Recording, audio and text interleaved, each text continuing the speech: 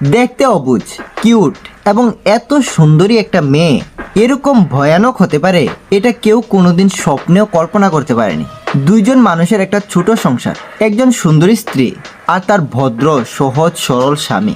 জগদীশ কাজ থেকে বাড়িতে ফেরার সময় সবজি আনতে মনে নেই এবং সে খুবই টায়ার্ড ছিল। রান্নার জন্য ঘরে কোনো সবজি না থাকায় বর্ষালী নিজেই দোকানে যায়। সবজি নিয়ে ঘরে ফিরে এসে দেখতে পায় পুরা ঘর এলোমেলো হয়ে আছে আর একটা কোণায় পড়ে আছে তার স্বামীর মৃতদেহ। সবকিছু দেখে বোঝা যাচ্ছিল ঘরে চোর এসেছিল বা ডাকাতি হয়েছে, আর তাদের সাথে হাতাহাতি করতে গেলে চোর জগদীশকেও মারতে বাধ্য হয়। পুলিশ চারিদিকে সিসিটিভির ফুটেজ চেক করে, কিন্তু ওই দিন তাদের ঘরে কোনো মানুষ ঢুকতে দেখেনি। তাহলে সেদিন কি হয়েছিল তার সাথে, তাকে কে হত্যা করেছে এবং কেন হত্যা করেছে?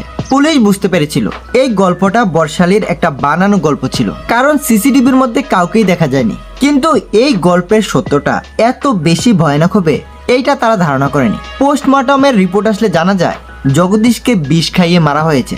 এখন সবাই বুঝে যায় জগদীশকে অন্য কেউ নয় বরং বর্ষালী নিজেই হত্যা করেছে।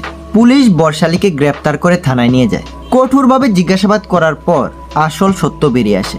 বর্ষালী ছিল একটা শহরের মেয়ে, কিন্তু জগদীশ ছিল গ্রামের। তাই জগদীশের চলাফেরা বা পোশাক আশাকের ধরন একদম সিম্পল ছিল।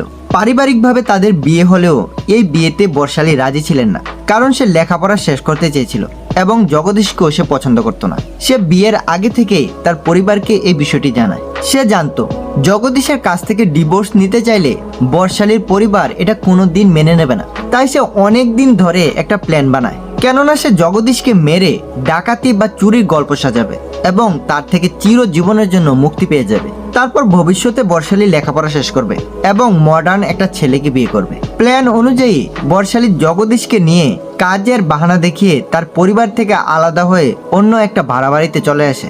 জগদীশ একটা ফার্মাসিউটিক্যাল কোম্পানিতে কাজ করত।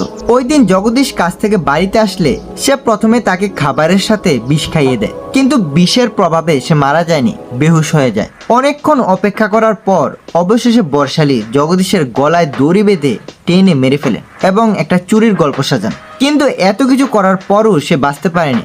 সে পুলিশের কাছে ধরা পড়ে যায়।